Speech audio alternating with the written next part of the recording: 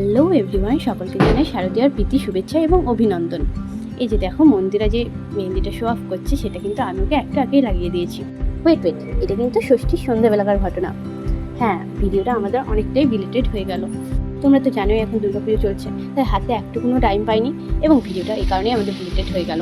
তাই আমরা ষষ্ঠী এবং সপ্তমীতে কী কী করলাম, কোথায় কোথায় ঘুরতে গেলাম, কী কী মজা করলাম, সেই সবই আজকে তোমাদের সাথে শেয়ার করবো। চলো দেখে নেওয়া যাক। এই যে দেখো মন্দিরের হাতে ডিজাইন হলো।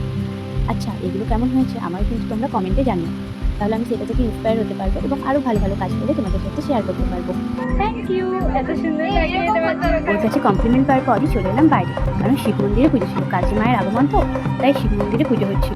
তারপর পুজো দেখার পর ওদের আর ওরা যেতে না যেতেই আমি চলে এলাম চক নিয়ে মায়ের দালানে। এটা আমাদের নাজির দুর্গা মেলা, এটা একটু সাজানো হবে আলপনার মাধ্যমে, যেটার জন্য তো আমি সবসময় রেডি থাকি। তারাও তোমাদেরকে আজকে এই মন্দিরটা একটু ঘুরিয়ে দেখিয়ে দিই। আর আমাদের এখানে কিন্তু একটা দুর্গা মেলা নেই, এখানে পরপর প্রায় 3টে দুর্গা মেলা রয়েছে আর একটা রয়েছে মহামায়া স্থান। তাই আমাদের এখানে অষ্টমীর ধ্যান যেভাবে পালিত হয় তোমরা হয়তো কেউ দেখো যা ফটফট হতো। হ্যাঁ, অবশ্যই অষ্টমীর দিন সেটা নিয়ে একটা ভিডিও করবো। এই যে দেখো, এরা কিন্তু আমার হেল্পিং হ্যান্ড, আমি এঁকে দিচ্ছি আর এরা কিন্তু রং করছে। এরা এক একজন কিন্তু খুব ভালো আঁকতে পারে, আর এরা না থাকলে আমার হয়তো আঁকাটা এত তাড়াতাড়ি কমপ্লিটই হতো না। এই যে লাল জায়গাটা দেখছো, এখানে আমাকে আঁকতে হবে বড় করে, তাই এদের জন্য রেডিও হয়ে যায়। যা গরম, তাই অবশেষে ঘাম মুছতে মুছতে তুলিগুলো নিয়ে বসে পড়লাম কাজে।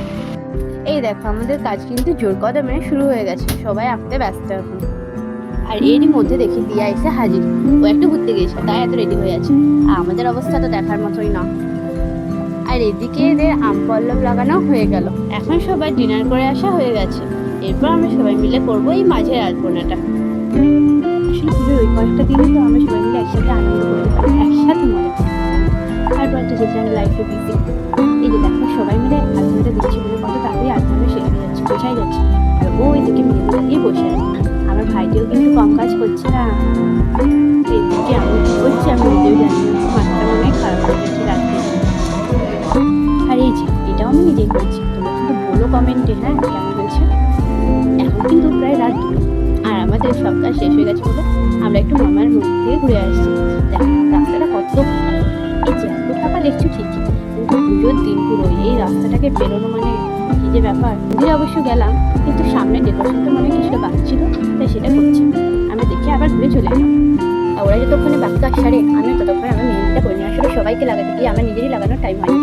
এই দেখো আমিও কিছু একটা এঁকে নিলাম হাতে, কেমন হয়েছে এটা কিন্তু বলে যেও। আর এই যে দেখো এটাও কমপ্লিট হয়ে গেছে, কেমন হয়েছে। আর এই যে দেখো ওটাটাই আমরা ভিডিও রেকর্ডিং করে তোমাদেরকে দিয়ে দিলাম।